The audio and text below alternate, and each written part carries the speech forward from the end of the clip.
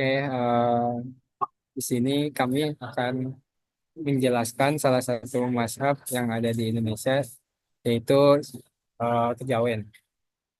Di sini kami memilih satu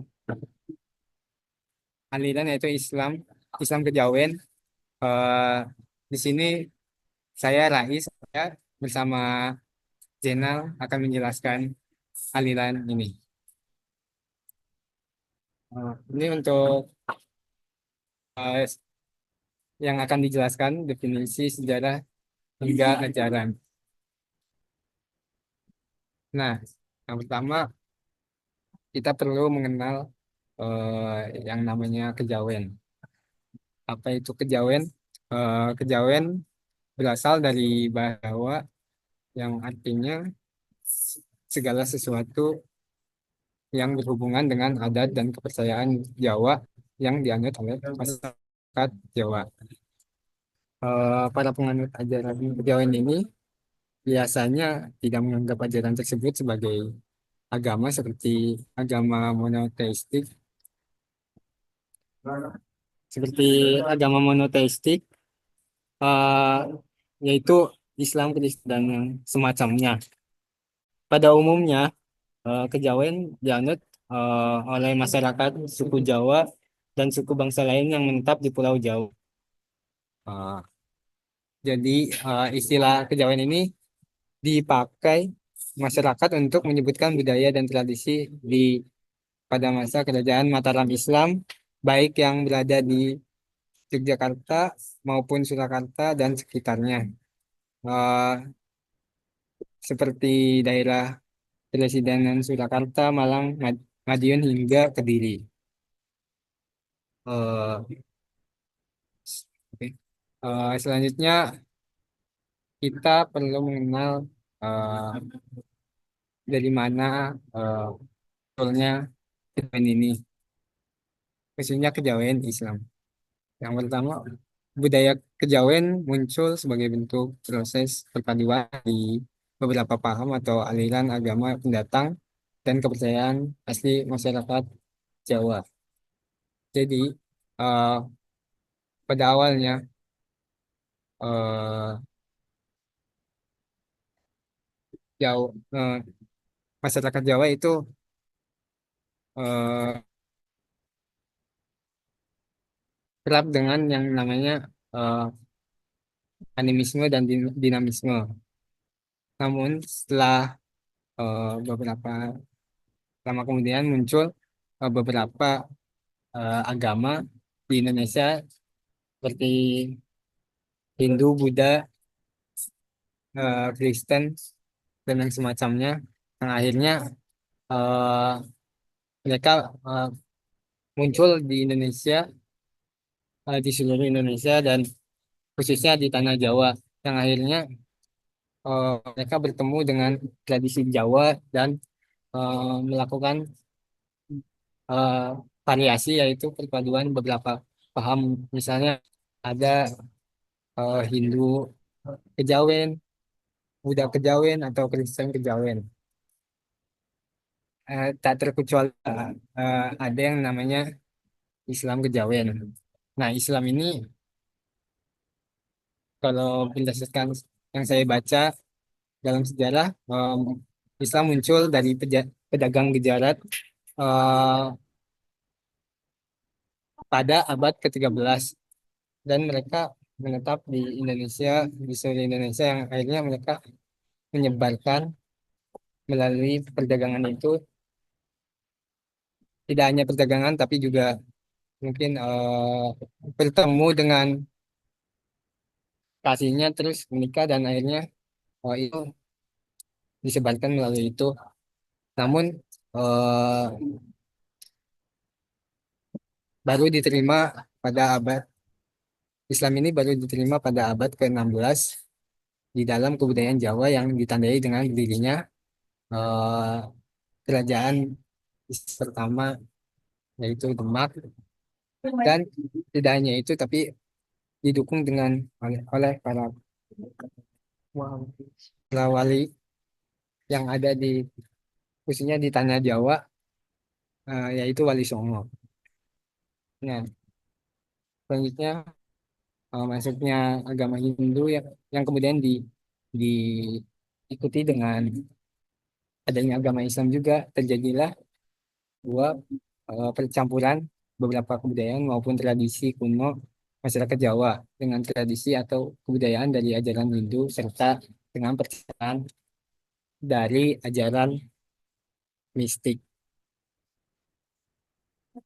Menurut pencor pencoran eh, ke- Islam kejawen atau agama Jawi merupakan suatu paham keagamaan yang memiliki perpaduan antara kepercayaan asli Jawa, yaitu yang kita tahu animisme dan dinamisme. Mereka percayakan roh dan itu kemudian eh, berpadu dengan agama Hindu Buddha yang ada sejak zaman Majapahit serta adanya pengaruh juga Islam yang berasal dari zaman kerajaan Demak.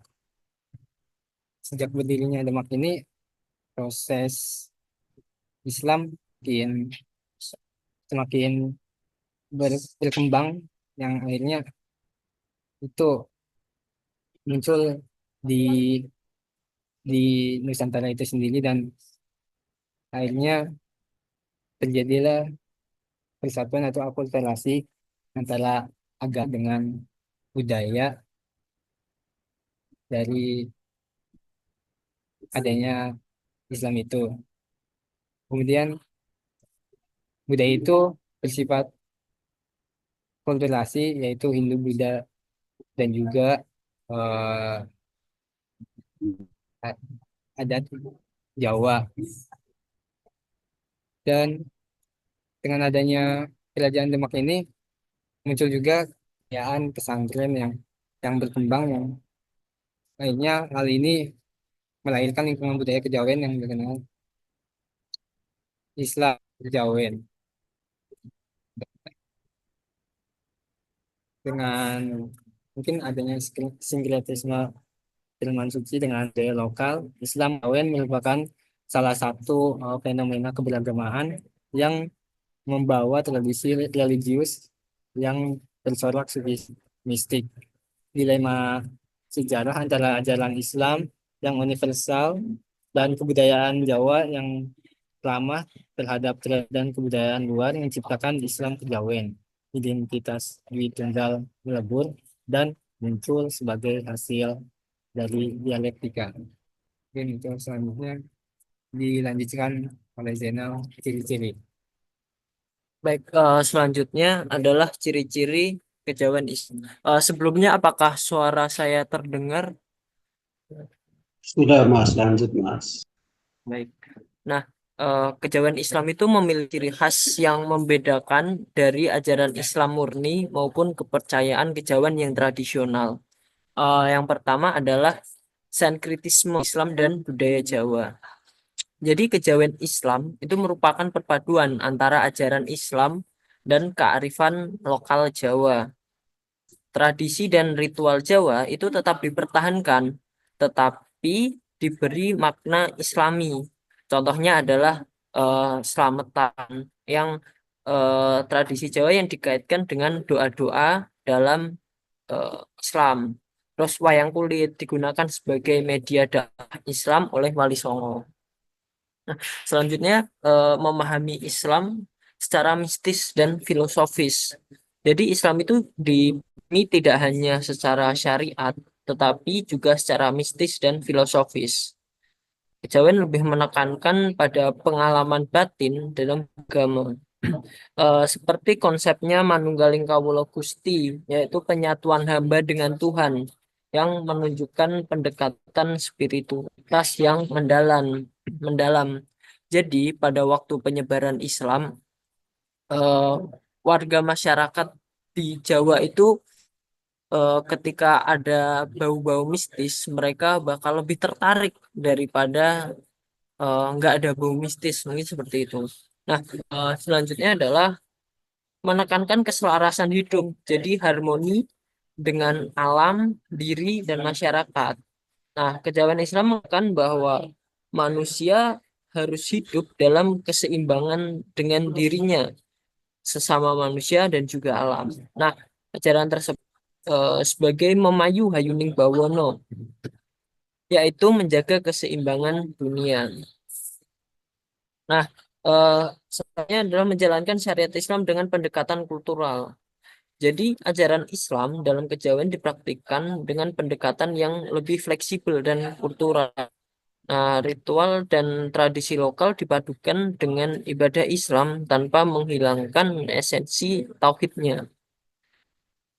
Nah, contohnya adalah eh, menggunakan bahasa Jawa dan dalam doa dan wirid seperti itu. Selanjutnya adalah mengutamakan laku spiritualitas dan tirakat. Jadi, kejawen Islam ini mengajarkan pentingnya latihan spiritual, laku, dan tirakat untuk mencapai kesempurnaan batin. Nah, tirakat ini dilakukan untuk mengendalikan hawa nafsu dan pendekatan diri kepada Allah. Nah, bentuk-bentuknya seperti tapo, broto, semedi, tirakat, seperti itu. Selanjutnya ada hormati leluhur dan tradisi ziarah kubur. Jadi kejawen Islam itu menekankan penghormatan terhadap leluhur, tetapi bukan menyembahnya. Nah, tradisi ziarah kubur dilakukan untuk mendoakan arwah leluhur. Dan ada keyakinan bahwa leluhur yang saleh bisa menjadi perantara doa dari kita kepada Tuhan. Selanjutnya adalah memegang konsep sedulur papat kali mau pancer. Nah, dalam kejawen itu mengajarkan bahwa manusia memiliki 4 saudara gaib menyertai sejak lahir. Jadi ketika manusia dilahirkan, sebenarnya manusia itu mempunyai 4 saudara gaib dan kalimo pancer. Jadi penjelasannya adalah eh, tentang 4 saudara gaib. Pertama adalah Kakang Kawah. Kakang Kawah itu air ketuban.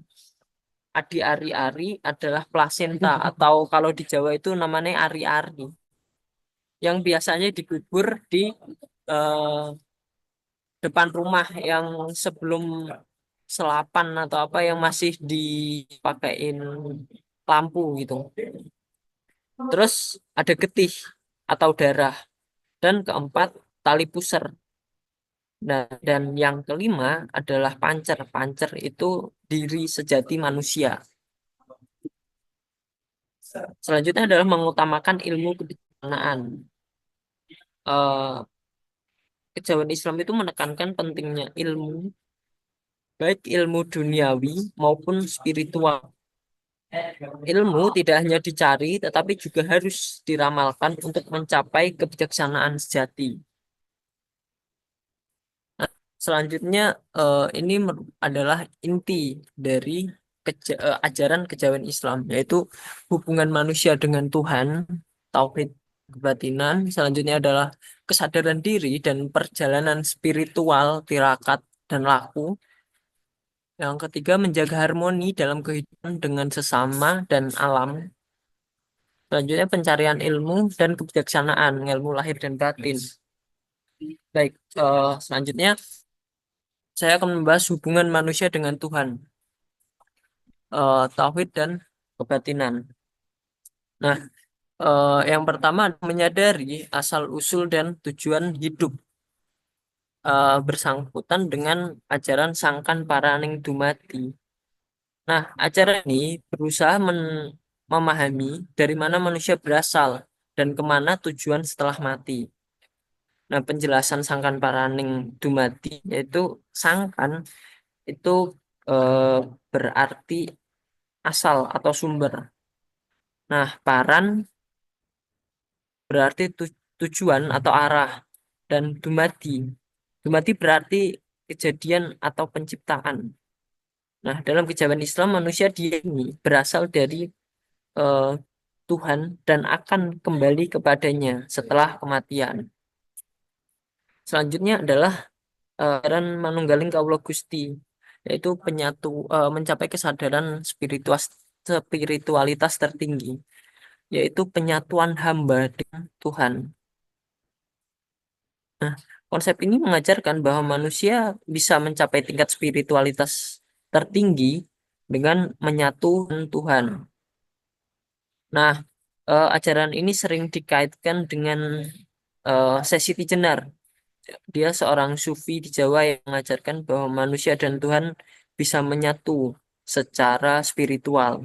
Kalau di Islam itu Wahdahul Nu Arabi. Selanjutnya menghormati leluhur dengan ziarah dan doa. Nah, eh, ziarah itu yang saya jelaskan tadi bahwa ziarah itu mendoakan arwah leluhur, bahwasanya mereka percaya bahwa eh, kita itu dari leluhur-leluhur terdahulu. Tanpa leluhur-leluhur terdahulu kita tidak ada. Jadi kita menghormati dengan berziarah ke makamnya dan mendoakan. Jadi ketika ziarah itu bukan mbah tapi mendoakan. Selanjutnya adalah kesadaran diri dan perjalanan spiritual. Nah, saya akan menjelaskan bahwa dalam kejawen Islam, perjalanan spiritual merupakan aspek penting dalam mendekatkan diri Tuhan dan mencapai kesadaran diri yang sejati. Nah, perjalanan ini dilakukan dengan tirakat, laku prihatin, eh, pengendalian diri gitu, dan berbagai bentuk laku spiritual lainnya. Nah, eh, tujuan tirakat itu ya itu mengendalikan hawa nafsu, membersihkan hati dan jiwa, meningkatkan kesadaran spiritualitas, dan mendekatkan diri kepada Tuhan. Jenis-jenis tirakat itu ada banyak.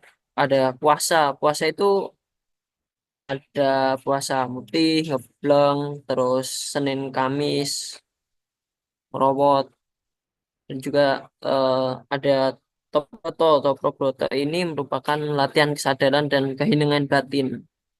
Selanjutnya ada semedi, pikir, wirid, seperti itu.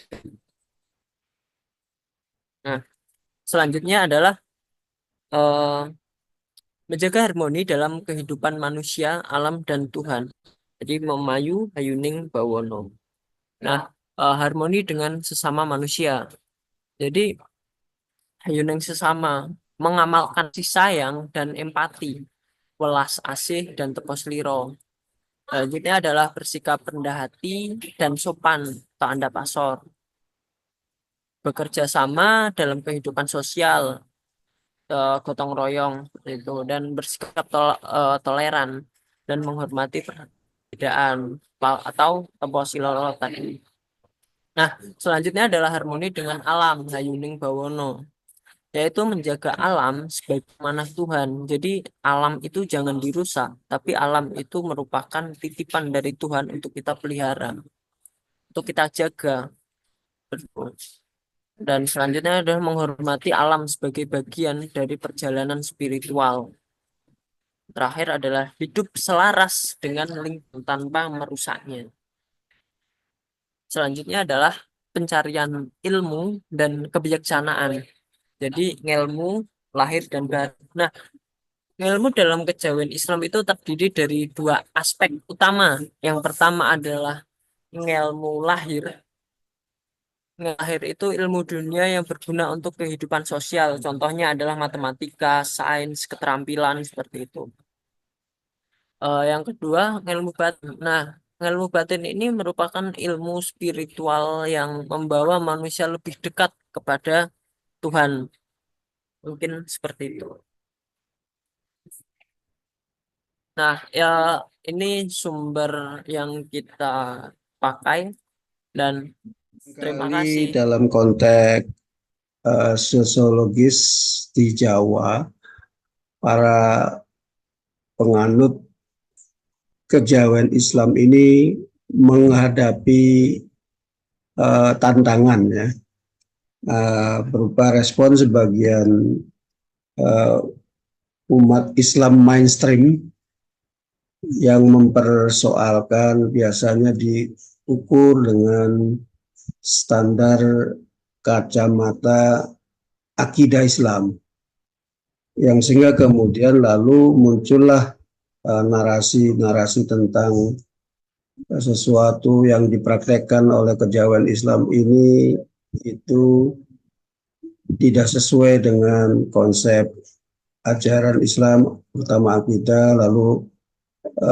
dikategorikan sebagai kesirikan, bid'ah, khurafat, dan sebagainya. Nah, ini nanti coba dilihat bagaimana dampak dari tuduhan-tuduhan semacam itu, kemudian bagaimana para penganut kejawen Islam ini merespon atau mensikapi hal-hal seperti itu baik secara kultural maupun juga dalam konsep ajaran yang mereka kembangkan.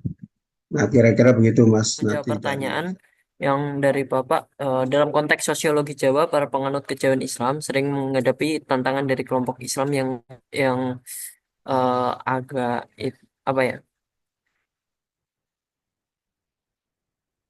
yang agak radikal, dan mereka kerap mendapatkan tuduhan praktik keagamaan yang dianggap tidak sesuai dengan Islam yang murni, bahkan sering dicap sebagai syirik dan musyrik. Nah, apa dampaknya? Bagaimana penganut merespon dan menyikapi? Dampaknya adalah yang pertama, eh, jelas stigma sosial. Jadi menurut penganut kejawen Islam itu sering dipandang sebagai Islam yang kurang sempurna atau bukan Islam oleh kelompok tertentu. Nah, hal ini itu bisa menyebabkan marginalisasi sosial, terutama dalam komunitas yang lebih ketat dalam keberagaman gitu, dalam beragaman seperti itu. Nah, yang kedua adalah tekanan untuk menyesuaikan diri. Jadi dalam beberapa kasus, penganut kejawen Islam itu merasa perlu untuk menyembunyikan praktik spiritualnya agar tidak mendapat tekanan dari kelompok Islam. Nah, dan pada akhirnya mereka beradaptasi ritual mereka agar lebih diterima gitu dalam komunitas Muslim yang lebih luas. Dan yang ketiga adalah konflik identitas. Jadi banyak penganut kejawen dalam Islam yang tetap mempertahankan warisan budaya mereka, tetapi juga ingin diakui sebagai Muslim yang sah. Nah, hal ini bisa menimbulkan dilema internal, terutama bagi generasi muda yang hidup dalam lingkungan dengan pengaruh Islam yang lebih spiritual, eh, yang lebih ekstrim, mungkin seperti itu. Nah, itu juga saya pernah mendengar cerita seperti itu tentang dia mempunyai ajaran kejawen Islam juga di daerah saya. Nah, ketika orang tersebut melakukan sholat di masjid, mereka eh, yang kejawen Islam itu di, dilihat semasjid semuanya, sampai pada akhirnya yang penganut kejawen Islam ini keluar dari masjid, padahal waktu itu eh, lagi Jumatan seperti itu, lagi sholat Jumat. Nah, bagaimana sih merespon dan sikap penganut kejawen Islam ini? itu dilihat karena melakukan gerakan yang berbeda atau seperti apa Mas? Kok tiba-tiba orang lalu mendistorsi? Karena ini, Pak, sudah ada cap nih bahwa orang tersebut penganut kejawen Islam. Jadi seperti itu aja. Jadi Ya, untuk gerakan sholat atau secara keseluruhan sama seperti orang-orang Islam pada umumnya, oke, akan jadi tetapi dampak lebih lanjut dari stigmatisasi ya. iya seperti itu, Oke. Pak. Jadi sampai banyak orang tersebut nggak pernah lagi ke masjid seperti itu. Nah, eh, izin melanjutkan Bapak. Jadi, respon dan sikap penganut kejawen Islam ini yang pertama adalah pendekatan kultural, yaitu mempertahankan tradisi dengan adaptasi tadi. Jadi menjalankan ritual kejawennya dengan menyesuaikan istilah kata dengan tata cara yang lebih diterima.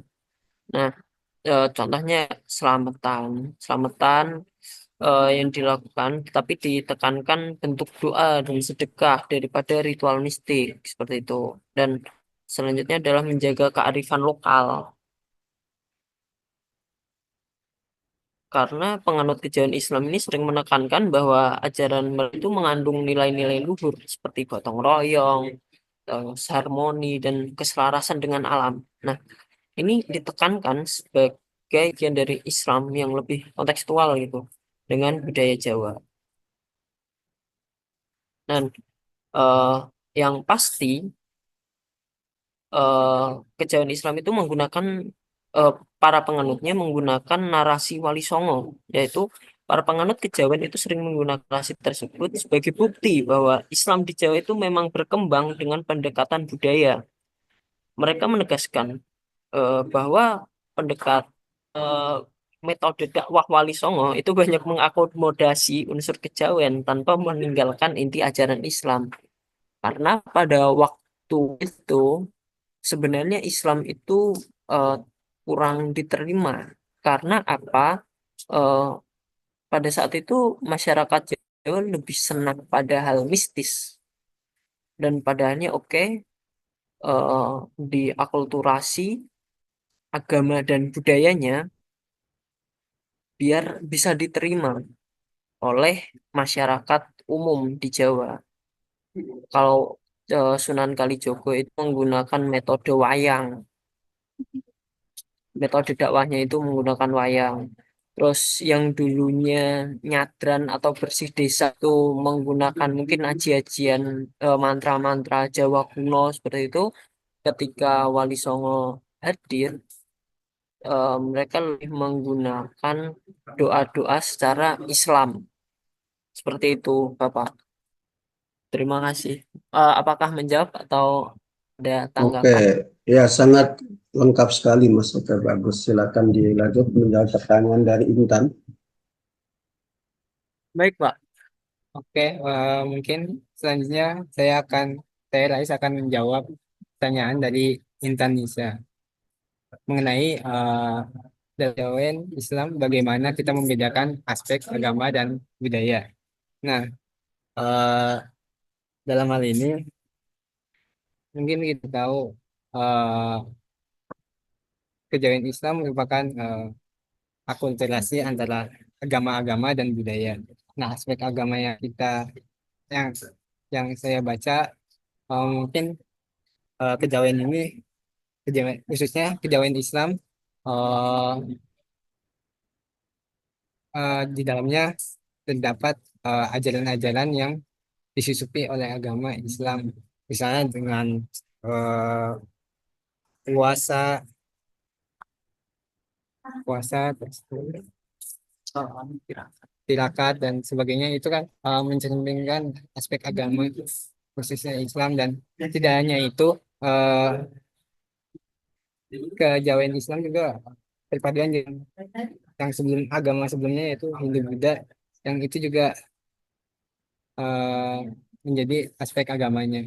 Sedangkan aspek budayanya muncul praktik-praktik budaya lokal Jawa yang emang dari awalnya tuh ada budaya Jawa, misalnya nyadran, nyadran dan yang semacamnya. Nah, untuk pertanyaan selanjutnya, apa yang diafiliasikan agama budaya, agama dengan agama atau budaya dengan budaya?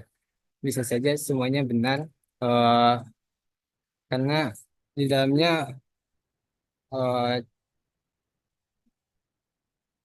tercantum kejawen ini tercantum perkumpulan eh, penyatuan antara agama Islam, Hindu dengan budaya Jawa yang ada di tanah Jawa itu sendiri.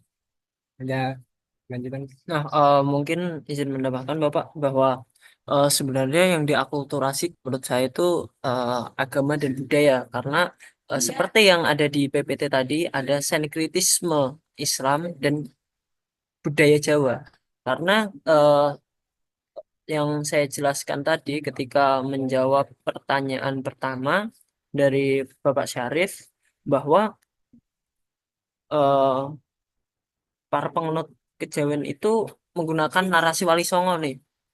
Jadi Wali Songo itu menganggap bahwa nanti kalau Islam murni Islam masuk di Indonesia itu agak susah karena masyarakat Jawa itu berpegang teguh pada keyakinan terdahulu, animisme, dinamisme, Hindu-Buddha itu tadi.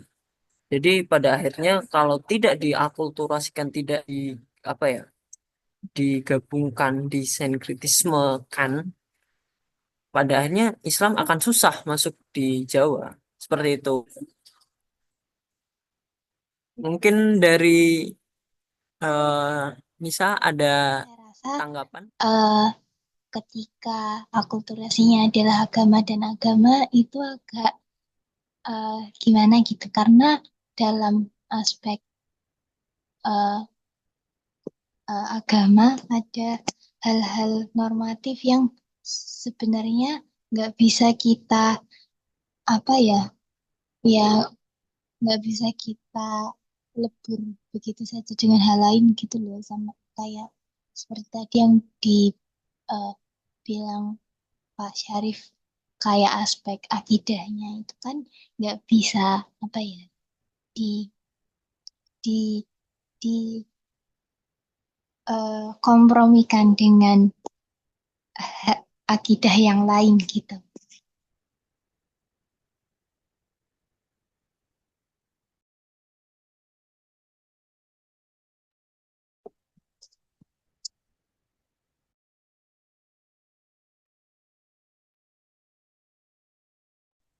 Nah, mungkin ini ya, kita diskusi karena menurutku eh, kejawen ini pun juga gimana ya? eh uh, Sebenarnya kan kepercayaan kejawen Islam ya, khususnya bukan bukan kejawen. Jadi eh, tolong dibedakan antara kejawen dan kejawen Islam, karena kejawen yang murni kejawen itu nggak setauku ya, itu nggak ada yang namanya aja apa ya, kayak Bismillahirrahmanirrahim itu nggak ada. Tapi eh, kejawen yang murni itu mereka pakainya di dalam mantranya itu kayak Hong atau apalah itu, aku kurang paham juga. Tapi yang jelas ketika Islam masuk ke Indonesia itu eh, nggak bisa nih Islam bener-bener pure Islam murni dimasukin ke Indonesia dan masyarakat menerima, karena ya gimana, masyarakat zaman zaman segitu dia masih suka sama hal-hal mistis pun sampai sekarang menurutku. Jadi kalau Islam murni masuk nggak akan diterima. Nah, maka dari itu Wali Songo mengakulturasikan nih. Jadi eh, biar Islam ini masuk nih di masyarakat Jawa. Itu caranya gimana ya? Oh, dengan cara meng- menggunakan penyebarannya, menggunakan ini eh wayang kulit, pertunjukan wayang dan disusupi. Kalau kalian tahu tentang aji-aji jimat Kalimosodo, nah itu merupakan eh, kalimat syahadat. Nah, seperti itu. Jadi mereka Wali Songo itu menyebarkan agama Islam menggunakan budaya Jawa. Menurutku eh, kalau menurut pandangan pribadiku ya, itu mereka nggak nggak meninggalkan kayak akidah atau apapun, tapi lebih biar bisa diterima dulu. Nah, ketika sudah diterima, masyarakat Jawa udah, oh ya, oke, aku Islam nggak apa-apa karena Islam sesuai dengan apa yang mau. Nah, setelahnya baru ajaran-ajarannya lebih Islam. Dan yang ku tahu dan yang ku baca juga bahwa Islam kejawen itu sumbernya menggunakan Al-Quran dan hadis pada akhirnya. Seperti itu. Gimana? Ataukah ada tanggapan, Lisa? Aku boleh menanggapi nggak? Gimana? Sorry, aku boleh ikut nanggapi nggak? Boleh, boleh, aman, aman. Ya, gimana? Kita diskusi aja ya. Iya, Soalnya, oke. ah, Sebenarnya aku juga agak bingung nih sebenarnya tentang kejawen ini seperti apa sih gitu. Karena kalau di PPT tadi memang jelas nggak tahu ya ini dari mana juga. Tapi kalau setauku istilah kejawen itu yang mengatakan istilah kejawen bahkan membahas penelitian kejawen eh, pertama kali itu adalah Pak Agus Sunyoto. Jadi Pak Agus Sunyoto itu eh, seorang peneliti juga yang mengatakan bahwa kejawen itu bukan ada sejak dulu gitu loh. Justru kalau ingin menyebut budaya dan agama Jawa yang asli namanya bukan kejawen tapi kapitayan karena kejawen itu justru adalah eh, sebuah kondisi kebudayaan dan keagamaan yang disebutkan sudah berakulturasi dengan Islam. Jadi sebenarnya nggak ada kata-kata kejawen selain Islam. Emang kejawen itu adalah budaya Jawa yang sudah berakulturasi dengan Islam. Nah, karena kata kejawen itu sendiri kalau ditelusuri itu bukan dari bahasa kuno, bukan dari bahasa Jawa yang pure, tapi bahasa Jawa baru. Karena itu kejawen itu istilah kejawen itu baru ada zaman-zaman kerajaan Surakarta Mentaraman. Nah, Mentaraman itu barulah di situ dikenal istilah kejawen yang dalam artian kejawen ini adalah term yang mewakili antara akulturasi budaya Islam dan Jawa itu sendiri. Jadi nggak ada nih kejawen murni sebenarnya. Memang kejawen itu adalah term yang diciptakan untuk mengakulturasikan Islam dan Jawa. Kalau mau mengacu kepada Jawa yang murni, istilahnya bukan kejawen, tapi kapitayan. Itu sepemahaman saya loh ya. Itu eh, diambil dari bukunya Pak Agus Sunyoto, Ketua Les Bumi NU. Jadi saya sependek pengetahuan saya seperti itu. Ya mungkin tanggapanku itu aja sih. Jadi nggak tahu juga kalau ini mungkin ada sumber lain, ya bisa diterangkan. Mungkin itu aja sih. nah, oke. Makasih Farid. Ini udah menambah pengetahuan buat kita semuanya. Soalnya juga ini juga ya, sepemahamanku eh ya memang seperti itu yang ku sampaikan tadi. Tapi mungkin dari Farid ada tambahan lain. Wah, makasih banget nih bisa dapat ilmu baru aku.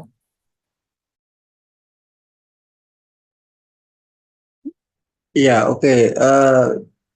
Kembali Mbak Nisa dikonfirmasi Mas Zainal Mas Rais.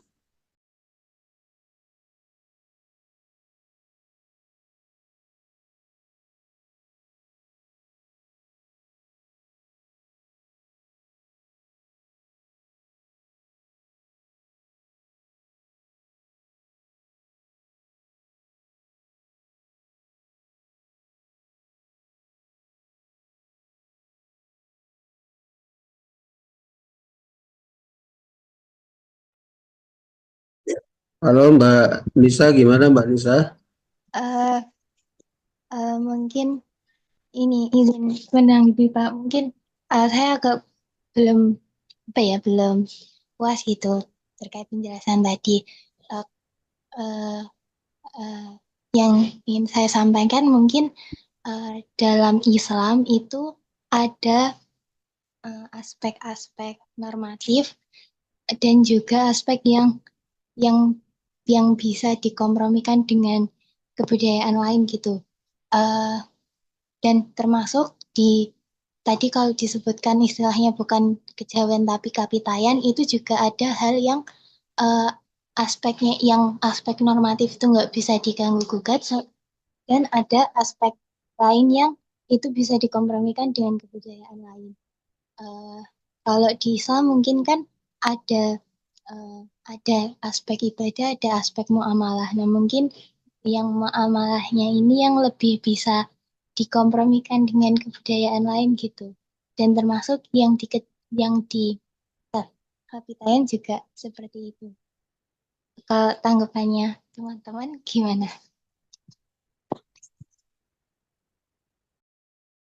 Ya, silakan kelompok satu terakhir untuk menanggapi sebelum nanti saya memberikan perspektif.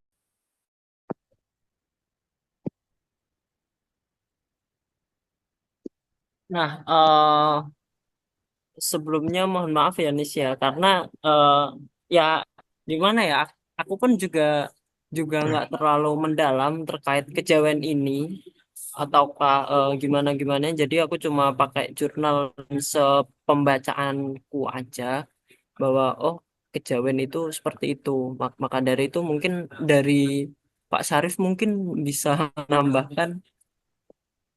Ya, oke. Jadi memang untuk melihat relasi agama dan budaya ini sangat dinamis ya. Eh, Demikian pula ketika tadi pertanyaan apakah yang terjadi itu akulturasi agama terhadap budaya atau agama terhadap agama atau budaya terhadap budaya. Saya kira tiga pertanyaan tadi itu akan menemukan konteks masing-masing di dalam setiap kehidupan keagamaan dan perkembangan kebudayaan di tengah masyarakat. Nah, maka kalau mempelajari tadi eh, kejawen Islam, nah ini sesuatu yang menarik bisa dilihat dari relasi agama dan budaya tadi. Dan tadi Mas Zainal atau Mas Rais ya memang mengingatkan betul ya bahwa lalu ada orang yang kemudian uh, menegaskan untuk membedakan apakah itu kejawen itu yang karena sebagian dalam sekte atau kelompok-kelompok kejawen sendiri kan sangat banyak. Kemudian sebagian mendaku bahwa mereka lah yang menjadi kejawen yang murni, sementara yang lain sudah mengalami akulturasi dengan agama-agama besar yang hadir kemudian. Nah, lalu ada yang kemudian mengadaptasi atau mengakulturasi ketika hadir agama Kristiani yang dibawa dan didukung oleh kebijakan kolonialisasi Belanda saat itu, maka kemudian lalu ada beberapa kelompok penganut kejawen ini mengadaptasi atau mengakulturasi ajaran Kristiani sehingga kemudian kita melihat lalu muncul kelompok kejawen yang dipengaruhi oleh Kristiani.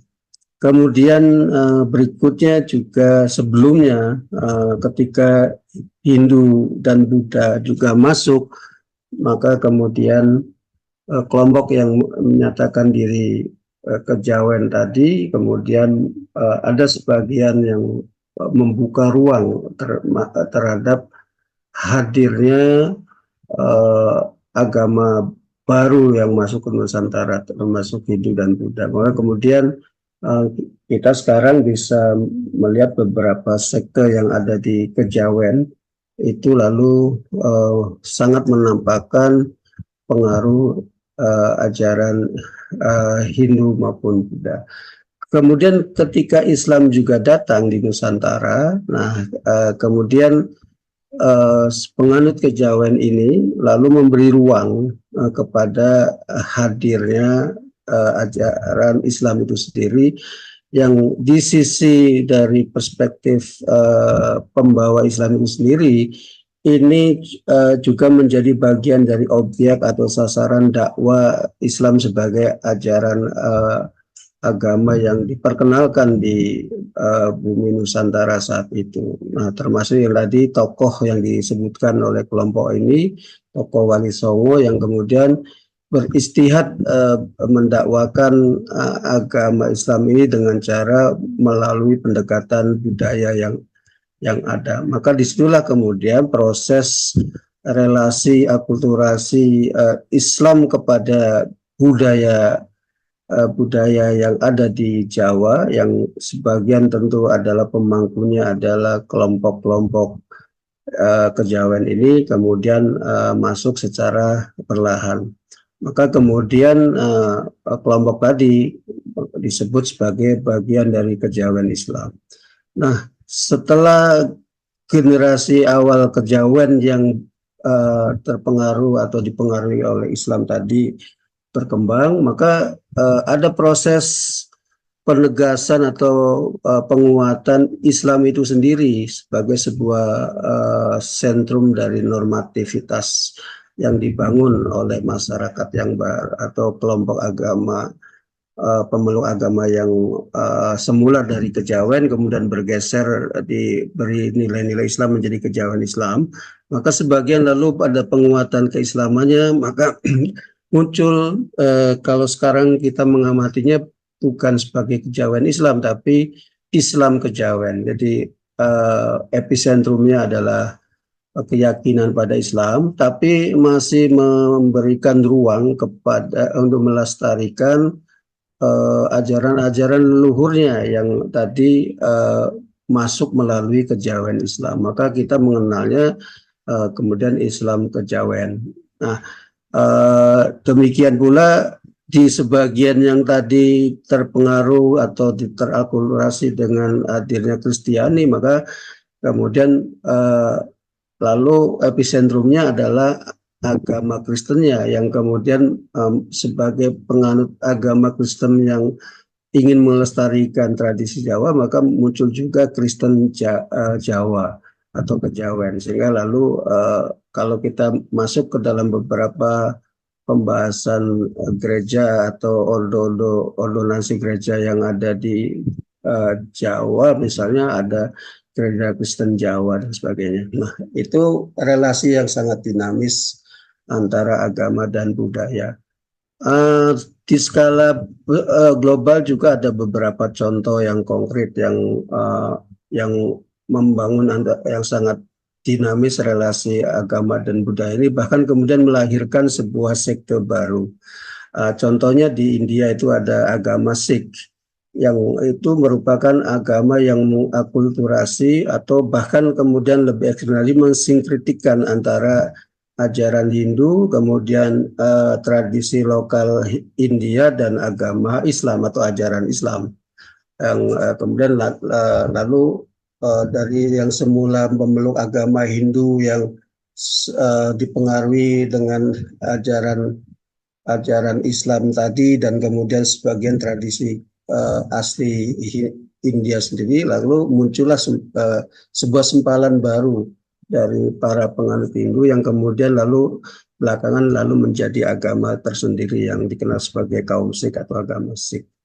Nah, itu kira-kira relasinya sangat dinamis. Maka kemudian ketika menjelaskan tadi pertanyaan Mbak Nisa, maka dalam konteks kacamata agama itu ada dua wilayah yang sebenarnya untuk sejauh mana relasi itu dibangun dengan budaya. Ada wilayah yang sifatnya internum, keyakinan akidah yang tadi itu kokoh.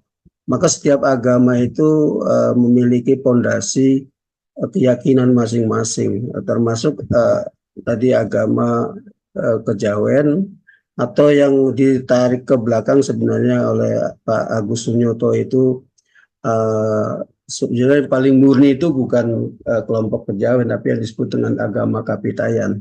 Nah, itu sebuah teori yang saya kira juga menarik untuk dikaji lebih lanjutnya. Sehingga lalu pertanyaan berikutnya, apakah yang tadi mengklaim diri atau mendaku diri sebagai kejawen murni yang disampaikan Mas Zainal atau Mas Rais ya tadi, itu sesungguhnya apa yang dimaksud dengan Kapitayan yang dimaksudkan oleh Pak Agus Sunyoto atau bukan, itu sesuatu yang harus diteliti lebih lanjut. Tetapi kemudian secara sosiologis ada perkembangan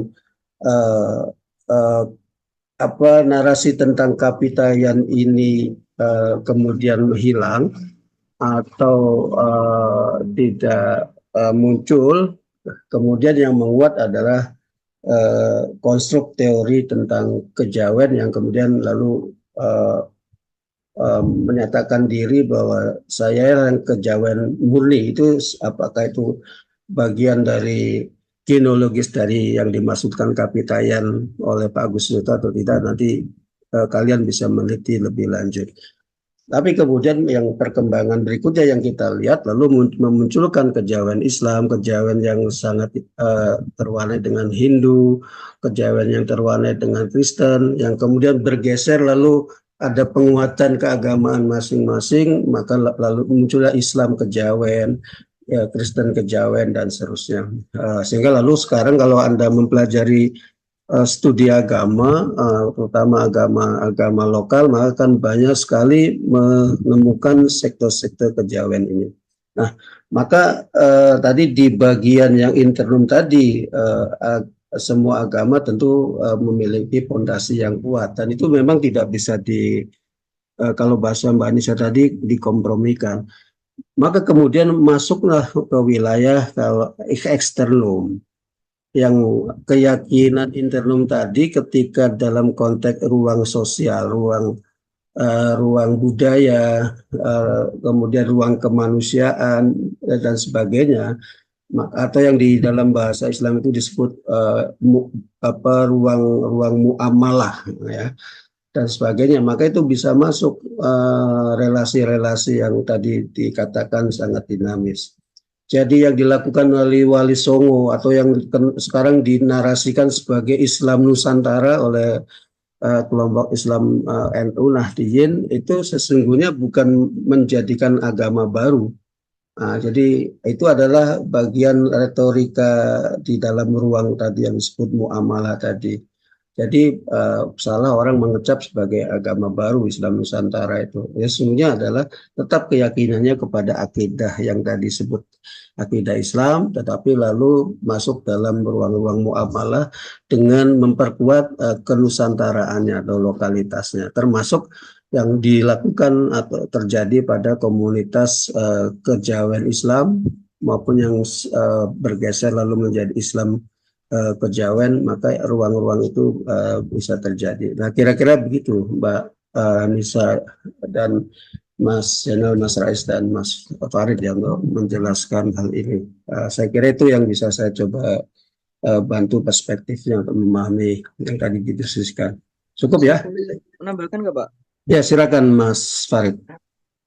Jadi saya mendapat informasi juga bahwasannya, kita sedikit saja lah. Bahwasannya kejawen itu kan pertama kali kata-kata itu muncul kalau ini kita menelusuri dari serat. Kalau dari kata-kata saya sendiri masih belum tahu dari mana. Tapi kalau kata kejawen itu sendiri sebenarnya itu pertama kali muncul itu adalah di Wirid Hidayat Jati, karya Ronggo Warsito, yang dimana Ronggo Warsito itu mengatakan bahwa kejawen itu merupakan gampangannya adalah bentuk akulturasi daripada Islam ini loh, Islam yang cocok dengan sosiokulturalmu. Maka dia menuliskan serat Wirid Hidayat Jati yang menjadi landasan bagi bagaimana Islam ini diterapkan di Jawa. Dan sebenarnya kalau dilacak dari zaman Wali Songo, sebenarnya belum ada bukti-bukti juga yang menyebutkan adanya term mengenai kejawen itu sendiri. Dan misal kalau kita mengkaitkan juga dengan kata-kata kejawen dari agama lain, secara tekstual kejawen itu hanya ditemukan di golongan Islam. Yang pertama dari serat Wirid Hidayat Jati tadi. Dan ketika kita berbicara tadi yang dikatakan Intan mengenai ibadah dan muamalah, kalau orang-orang kejawen seringkali mengatakan bahwasannya ini ajaran dari Wali Songo, gimana ditinggalkan Wali Songo yang menyebarkan agama di Indonesia. Argumennya kan biasanya seperti itu. Tapi perlu kita ketahui juga bahwasannya Wali Songo itu tidak meninggalkan jejak pakem dari kejawen itu sendiri. Nggak ada Wali Songo memakamkan ibadah seperti ini, muamalahnya seperti ini, seperti ini, seperti ini, seperti ini, nggak ada kan. Itu hanya sebuah alternatif supaya metode dakwah supaya dapat digunakan untuk menyebarkan agama Islam. Jadi nggak ada pakemnya sebenarnya. Tetapi masyarakat kan kita nggak bisa menafikan, kita nggak bisa memungkiri bahwasanya budaya itu akan berjalan dengan masyarakat secara organik. Bagaimana masyarakat itu menafsirkan agama dari luar yang tiba-tiba datang, yang lalu disisipkanlah dengan dakwah-dakwah Wali Songo yang bertema kebudayaan itu tadi, kita nggak bisa memungkiri bagaimana masyarakat menangkap itu. Ya kalau mungkin kita mengasumsikan bahwasannya, oh Wali Songo itu tetap mempertahankan ibadah dengan Islam semurni-murninya. Bahkan kalau kita komparasikan Sunan Kudus dan Sunan Kalijaga itu sendiri kan pendekatannya sangat berbeda, karena Sunan Kudus sangat konservatif terhadap Islam kan, terhadap syariat-syariat, sedangkan Sunan Kalijaga lebih kepada aspek kebudayaannya. Dan tapi tetap tidak memberikan pakem bahwa oh kejawen itu yang seperti ini. Enggak, jadi itu berkembang seiring berjalannya waktu, seiring masyarakat. Mungkin ketika zaman Wali Songo masih bisa lah itu dikendalikan mengenai oh ini ibadah yang Islam itu yang seperti ini, muamalahnya seperti ini. Tapi ketika bertahun-tahun berlalu, maka masyarakat kan akan menafsirkan agama Islam ini sesuai dengan konteks kebudayaannya. Kalau Wali Songo menafsirkan kebudayaan sesuai dengan konteks Islam. Tapi kalau masyarakat yang menjadi objek dari dakwah, yang kemudian akan menjadi subjek dalam penafsir